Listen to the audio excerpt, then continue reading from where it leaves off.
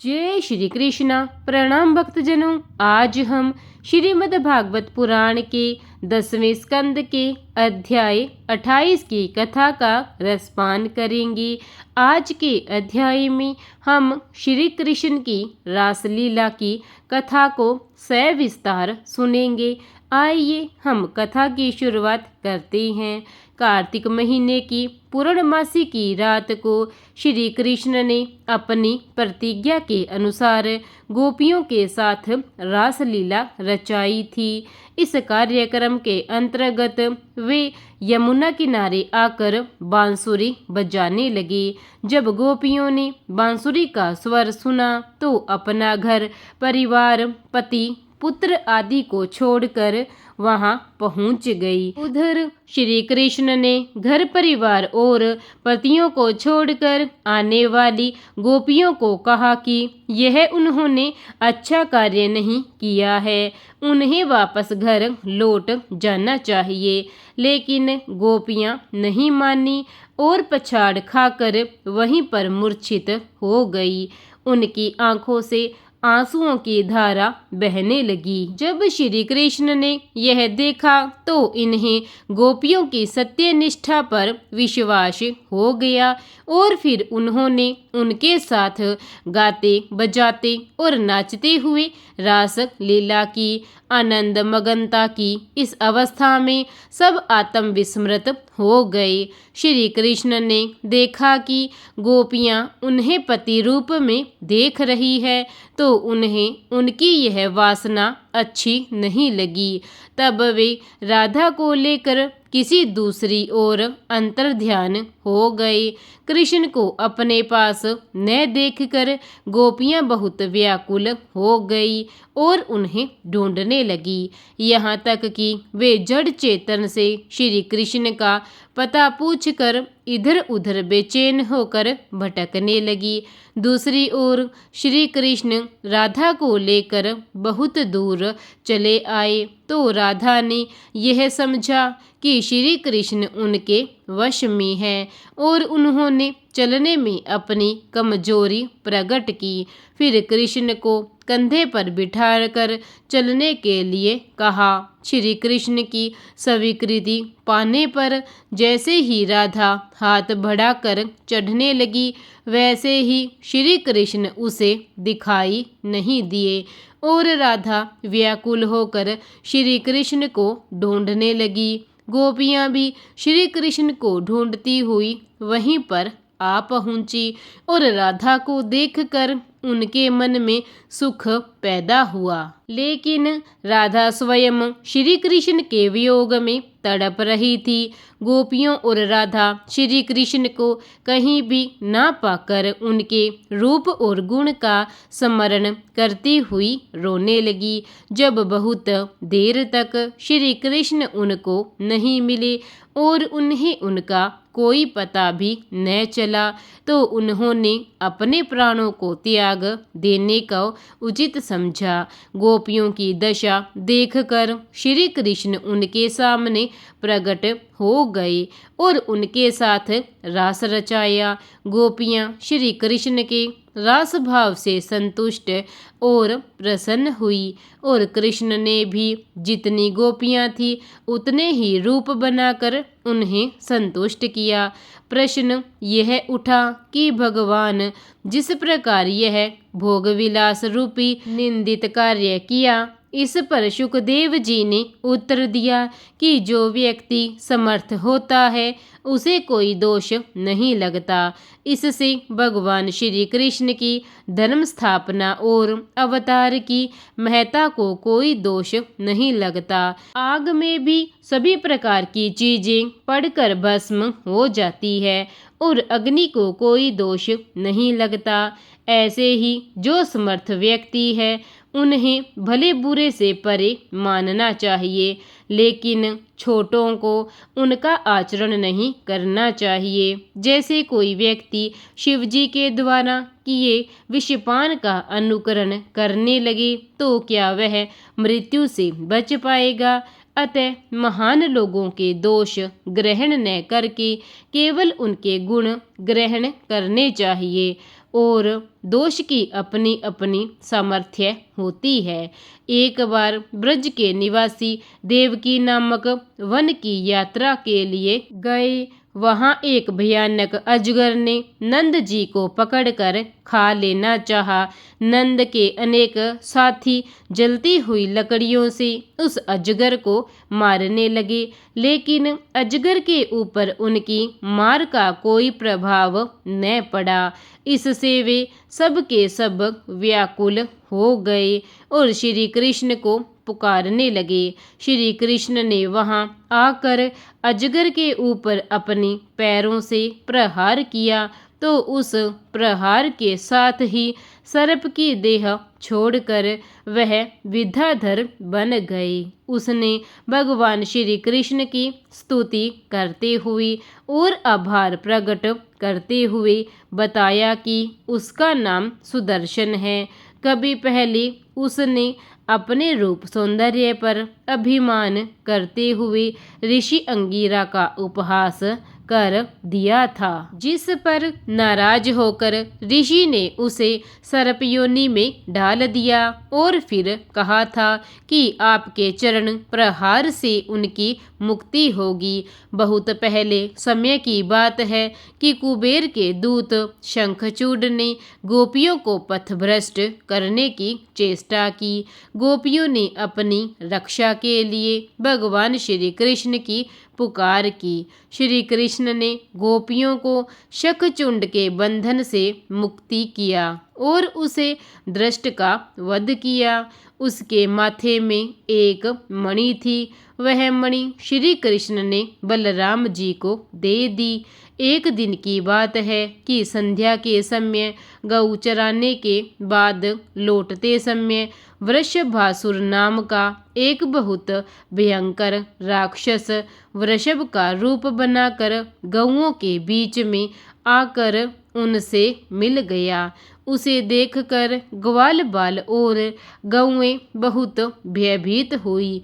भगवान श्री कृष्ण ने उसे पकड़कर बहुत जोर से झटका दिया, जिससे वह राक्षस पछाड़ खाकर धरती पर गिर पड़ा और मर गया। लेकिन यह वृषभ गौ जाति का था, इसलिए राधा ने गौ जाति के वृषभ की हत्या के पाप से मुक्ति पाने के लिए श्री कृष्ण को सभी तीर्थों में स्नान करने के लिए कहा। इस पर श्री कृष्ण ने गोवर्धन में ही एक कुंड खुदवाया और सारे तीर्थों का आह्वान किया। फिर उन्होंने उस जल में स्नान किया। उसके बाद वह गौ हत्या के दोष से मुक्त हो गया। इस कुंड का नाम राधा कुंड पड़ा। नारद जी ने कंस को जिस तरह से देवकी के पुत्र कृष्ण के विरोध में भड़काया, उसके विरोध में कंस ने कृष्ण और बलराम की हत्या के प्रयासों में तेजी कर दी थी। उसने सबसे पहले वसुदेव और देवकी को फिर से बंदी बना लिया और केशी आदित्य को उनकी हत्या के लिए भेजा। केशी ने घोड़े का रूप बनाया और वह वृंदावन पहुंचा। भगवान श्री कृष्ण उसे देखकर उससे युद्धरत हो गए। कृष्ण ने अपना हाथ उनके मुंह में डाल दिया और उसके प्राणों का अंत कर दिया। जब केशी के वध का समाचार कंस तक पहुंचा तो उनके दैत्य यह सुनकर कृष्ण के पास आने से डरने लगे। फिर भी कंस ने व्योमासुर को बहुत अधिक लालच देकर कृष्ण के वध के लिए भेजा। व्योमासुर ने बच्चे का रूप बनाया और श्री कृष्ण से अपने को खेल में शामिल करने का अनुरोध किया। श्री कृष्ण ने उसकी वास्तविकता जान ली, फिर भी उसे अवसर दिया। खेल खेल में जब वह श्री कृष्ण पर झपटा मारकर उन्हें अपना ग्रास बनाने की इच्छा करने लगा तो कृष्ण ने उसे लात घूंसों से मारकर समाप्त कर दिया। इस तरह दैत्य का भी अंत हो गया। इसके बाद कंस ने हार कर मथुरा में ही कृष्ण को बुलाकर उनका वध करने की योजना बनाई। उसने अपनी योजना में बलराम को भी बुलाना सम्मिलित किया। पहले उसने यज्ञ के आयोजन की घोषणा की और घोषणा के बाद अक्रूर जी को कृष्ण और बलराम को बुलाने के लिए वृंदावन भेजा। अक्रूर जी कंस के इस षड्यंत्र में सम्मिलित नहीं होना चाहते थे, फिर भी उन्होंने श्री कृष्ण के दर्शन की इच्छा से जाना स्वीकार कर लिया। वृंदावन जाकर अक्रूर जी ने कृष्ण को कंस की सारी योजना बता दी। कृष्ण और बलराम ने यह बात सुनी और अक्रूर जी के साथ निश्चिंत होकर मथुरा के लिए चल पड़े। इससे अक्रूर जी को श्री कृष्ण के सर्वव्यापक रूप के दर्शन करने के अवसर मिले और उन्हें यह आभास हो गया कि कृष्ण कोई साधारण पुरुष नहीं है, वह सर्वव्यापी और परब्रह्मा के ही अवतार हैं। अक्रूर जी के साथ कृष्ण और बलराम जब मथुरा पहुँचे तो नगर के सारे लोग उनके दर्शनों से कृतकृत्य हो गई। एक स्थान पर श्री कृष्ण को कंस का धोबी कंस के कपड़े ले जाता हुआ दिखाई दिया। कृष्ण ने उससे वस्त्र मांगे तो उस दृष्ट धोबी ने उनकी आज्ञा का उल्लंघन किया। तब श्री कृष्ण ने उनके प्राणों का हरण कर लिया और फिर कृष्ण तथा बलराम दोनों ने अपनी इच्छा के अनुसार अच्छे अच्छे वस्त्र धारण कर लिए। श्री कृष्ण सौम्य व्यक्तियों के लिए उदार और दृष्ट व्यक्तियों के लिए काल के सम्मान थे। इसी रूप में उन्होंने कंस की कुब्जा दासी तक से भी, जिसका नाम त्रिविक्रा था, प्रेम पूर्वक व्यवहार किया और उसके घर भी गए। उन्होंने सुदामा माली के सुंदर व्यवहार पर प्रसन्न होकर उसके यहाँ अतिथि होना भी स्वीकार किया। वह कुब्जा के घर भी गए और उनका कुबड़ापन दूर किया। श्री कृष्ण नगर में घूमते हुए उस स्थान भी गए जहाँ धनुष रखा था। उन्होंने बहुत सरलता से धनुष तोड़ दिया। जो धनुष के रक्षक थे उनके हस्तक्षेप करने पर उन्हें भी मार गिराया। यह समाचार जब कंस के पास पहुंचा तो कंस रात भर सो नहीं पाया। दूसरे दिन श्री कृष्ण नगर में मल्ल युद्ध देखने के लिए गए तो कंस ने अपनी योजना के अनुरूप कुवलापिड हाथी को रंगशाला के दरवाजे पर ही खड़ा कर रखा था। जब महावत ने उस हाथी को श्री कृष्ण पर आक्रमण करने की प्रेरणा दी तो उसी अवसर पर श्री कृष्ण ने महावत से रास्ता देने के लिए कहा, लेकिन महावत ने अपने हाथी को और भी अधिक उत्तेजित किया। इस पर श्री कृष्ण सब कुछ समझ गए और हाथी के साथ युद्ध करने के लिए तैयार हो गए। उन्होंने बहुत और लंबे संघर्ष के बाद हाथी का वध कर दिया।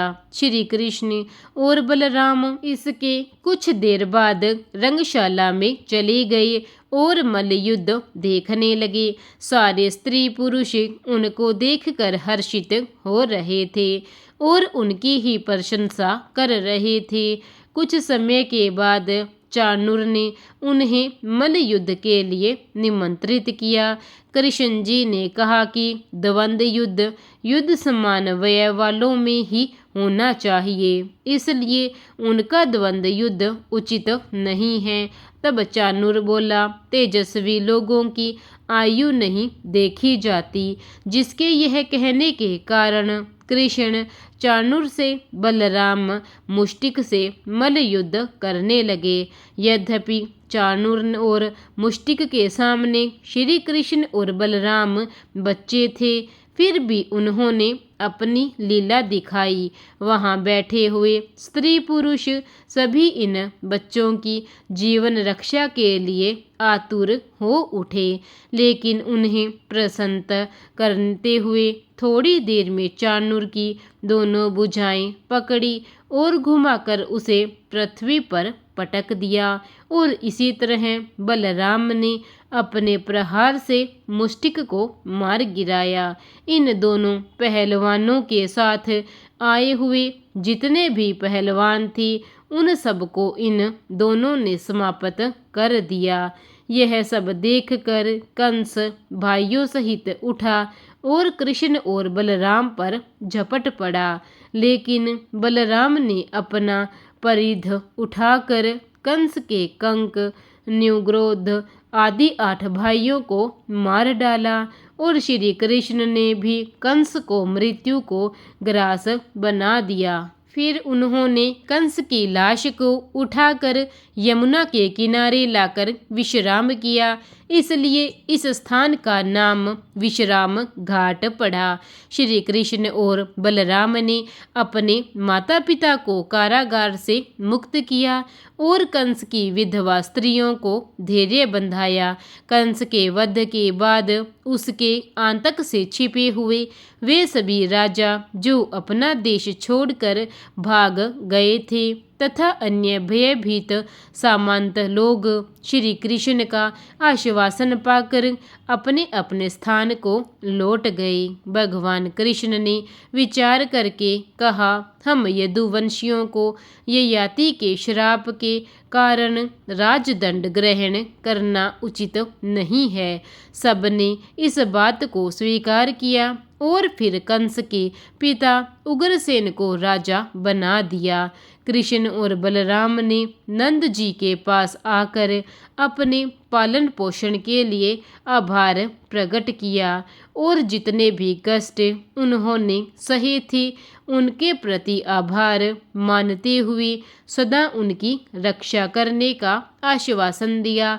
इसके बाद दोनों भाई यज्ञोपवीत के उपरांत विद्या प्राप्त करने के लिए संदीपन गुरु के आश्रम में आए। उन्होंने बहुत जल्द ही वेद और वेदांतों का पारायण कर लिया। जब संदीपन को दक्षिणा देने वाली बात आई तब गुरु ने इनसे उस पुत्र का जीवन दान मांगा जो समुद्र में डूब गया था। गुरु की आदेश का पालन करने के लिए श्री कृष्ण प्रभास क्षेत्र में आए। वहां समुद्र तट पर आकर समुद्र से अपने गुरुपुत्र की मांग करने लगे। तब समुद्र ने उनके सामने उपस्थित हुए और बोले कि बालक का शंख रूपधारी दैत्य ने हरण कर लिया है। कृष्ण ने उस दैत्य का संहार कर दिया, फिर भी उन्हें उनके गुरु का बालक नहीं मिला। तब भगवान कृष्ण यमपुरी गए और गुरु के पुत्र को लाकर उन्हें सौंप दिया और फिर वापस अपने घर लौट आए। एक समय भगवान श्री कृष्ण ने गोपियों के प्रेम का स्मरण करते हुए और उनके प्रेम की आतुरता तथा विरह अनुभूति और निष्ठा को समझते हुए और वहां न जाने की विवशता को जानकर अपने मित्र उद्धव को गोपियों को ज्ञान देने के लिए भेजा। उद्धव ने कृष्ण का संदेश लेकर गोकुल की ओर प्रयाण किया। वे रथ पर बैठकर जब वृंदावन पहुँचे तो नंद ने उनका श्री कृष्ण के जैसा ही स्वागत किया। उन्हें बहुत अच्छे आसन पर बिठाया और अच्छा अच्छा भोजन कराया तथा एक पूरी रात श्री कृष्ण की चर्चा में ही व्यतीत कर दी। सवेरा होने पर जब गोपियों ने नंद के घर के सामने एक सोने के रथ को खड़ा पाया तो उन्हें बहुत उत्सुकता हुई। इसी कारण सभी गोपियां वहां आ गई। उन्होंने देखा कि उनके प्रिय के अभिन्न मित्र उद्धव वहां आए हुए हैं। उसे लेकर वे एकांत स्थल की ओर चली गई। और वहाँ उनका समुचित सम्मान करके श्री कृष्ण की कुशल क्षेम पूछने लगी। उन्होंने कृष्ण को निष्ठुर प्रेमी बताया, लेकिन इसी बीच उनके बीच में एक भ्रमर भी आ गया। गोपियों ने उस भ्रमर को श्री कृष्ण का दूत समझा और व्यंग्य करती हुई उससे बोली, हे कपटी मित्र, तू चरणों का स्पर्श मत कर, क्योंकि तेरे अंगों से तेरे किसी अन्य स्त्री के संभोग की प्रतीति हो रही है। जैसे तू हमारे पास आया है, वैसे ही तो तू मथुरा की अन्य स्त्रियों के पास भी तो गया होगा। तू जिस प्रकार पुष्पों की सुगंध लेकर उन्हें छोड़ देता है, वैसे ही तेरे स्वामी ने हमें अपने अंधरों का अमृत पिलाकर छोड़ दिया है। हमें तो आश्चर्य है कि ऐसे चंचल प्रेमी पर लक्ष्मी कैसे विश्वास कर लेती है। हमने श्री कृष्ण के लिए अपने पति, पुत्र और घर परिवार को छोड़ा। वह निर्मम जब हमें छोड़ गया, तो अब हम उसके दूत का क्या करें। हमने तो श्री कृष्ण पर विश्वास करके पहले ही बहुत दुख उठाया है, अब फिर उस कपटी दूत की बातों में कभी नहीं आएंगी। उद्धव ने गोपियों की अभिव्यक्ति में भगवान कृष्ण के प्रति उनकी एकनिष्ठ भक्ति का वास्तविक अनुभव किया और इस अगाध निष्ठा को देखकर गोपियों की प्रशंसा की। उन्होंने कहा कि तुमने जो नवथा भक्ति को भी पीछे छोड़ दिया, तुम अब भगवान कृष्ण का संदेश सुनो। उन्होंने कहा है कि जिस प्रकार सब नदियों का वेग समुद्र में जाकर लीन हो जाता है, उसी प्रकार सारे कर्मों का फल मन को वश में करना है। यही मन का निग्रह है। मन वंशों में होते ही सारी प्रकृति ब्रह्ममयी दिखाई देने लगती है। इस अनुभव से संयोग और वियोग की स्थिति का प्रश्न ही पैदा नहीं होता। गोपियों को यह बात उचित नहीं लगी, लेकिन उन्होंने सब कुछ सुन लिया और फिर उद्धव से उन्होंने कहा कि हमारे द्वारा श्री कृष्ण को भूलना असंभव है। उद्धव ने गोपियों का यह उत्कट प्रेम बहुत गहराई से अनुभव किया और वे स्वयं भक्ति भाव में नतमस्तक हो गए। उद्धव ने कृष्ण के पास आकर कहा, मैं आपसे अधिक क्या कहूँ। वृंदावन के जड़ चेतन सभी आपके दर्शन के बिना महा दुखी हैं। गोपियाँ तो केवल अवधि की आशा से ही जीवित है। आप ऐसे सच्चे भक्तों के वियोग को किस प्रकार सहन करते हैं। श्री कृष्ण ने उद्धव जी को गले से लगा लिया और गोपियों के प्रेम का स्मरण कर द्रवित हो उठे। भगवान श्री कृष्ण एक दिन अपनी प्रेमिका कुब्जा को दिए गए वचनों के अनुसार उसके घर गए।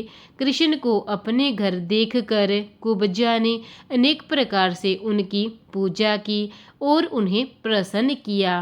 तब भगवान ने उसकी इच्छा से उसके साथ रमण करते हुए उसे तृप्त किया और फिर इसी तरह अक्रूर जी को प्रसन्न करने के लिए एक दिन उनके घर भी गए। अक्रूर जी ने भक्ति सहित भगवान की बहुत अभ्यर्थना की और उनके अपने पास आने के कारण अपने को धन्य समझा। भगवान कृष्ण के आदेश से अक्रूर जी हस्तिनापुर गए और वहां पांडवों के प्रति धृतराष्ट्र के उपेक्षापूर्ण व्यवहार को देखा।